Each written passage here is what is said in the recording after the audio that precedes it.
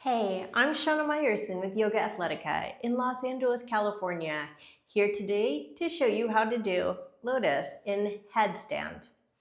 Padma means Lotus, Sirsasana is Headstand. Padma Sirsasana. So, a few things. If you can't already do a headstand, don't expect to be able to do a headstand in Lotus. I hope that goes without saying, but you'd be amazed how many people ask me to teach them things like headstand and Lotus before they know how to do headstands. So I have a whole headstand playlist, including a 7-day journey into headstand. A few minutes a day will get you there. I'm not going to be teaching headstand today. You'll have to go to my headstand videos to figure that one out. Second thing, if you could do a headstand in the middle of the room, fabulous. If you can't, fabulous. It doesn't matter as long as you can do a headstand. I'm going to be practicing today in the middle of the room, but you can always do it directly in front of a wall, and you could even lean into the wall with your tush to make this easier, okay? There are options. Third option, actually, it's not really a third option, it's a third point, but it's the second option, is you can do this in, really you could do it in any headstand, but you could generally, I would suggest either Sirsasana A, which is classic headstand, or Sirsasana B, which is your tripod. Now, I did a video on this. You could check it out on which one to choose. Generally, tripod is going to be more stable, though it's also going to take a little more muscle, a little more energy. But you could check out my video on which headstand is best for you. And now, without further ado, let's get into it. Okay, so setting up my headstand. Hello. I take my hands, clasp them so my elbows are in a nice triangle, right? Get my necklaces out of my mouth.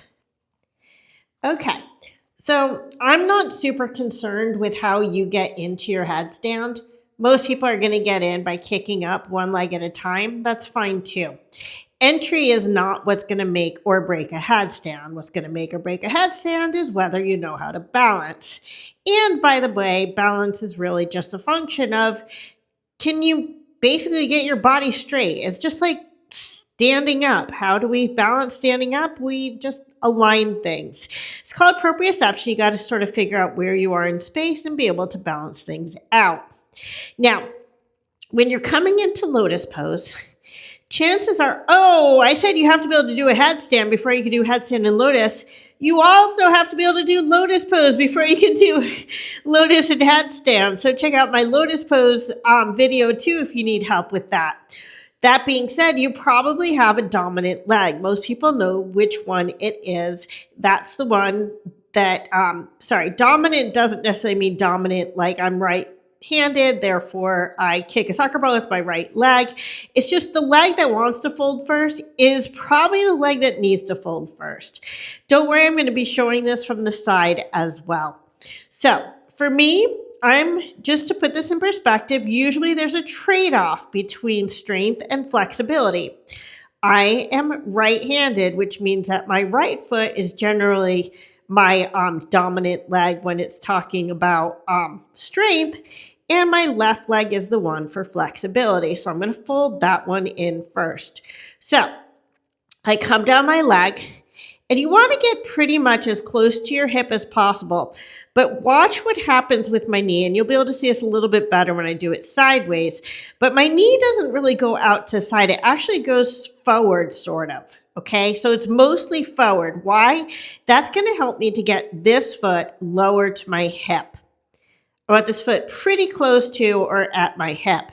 Now, if I want to get this right leg in front of this left leg, it's not going to work with my left leg this far forward. So now I have to reverse that effort by taking the leg and pushing it backwards to create space for the right. Now, my right leg, bends, and I pull it forward in front of my other leg. And watch what I do with my foot. You see how I sort of squiggle it down? That's going to make it into a tighter fold. And then I lift from my hips, to get into a vertical pose. Notice that when I came in, I was sort of in a hip flexion, and then you want to get into extension so you're more or less up and down.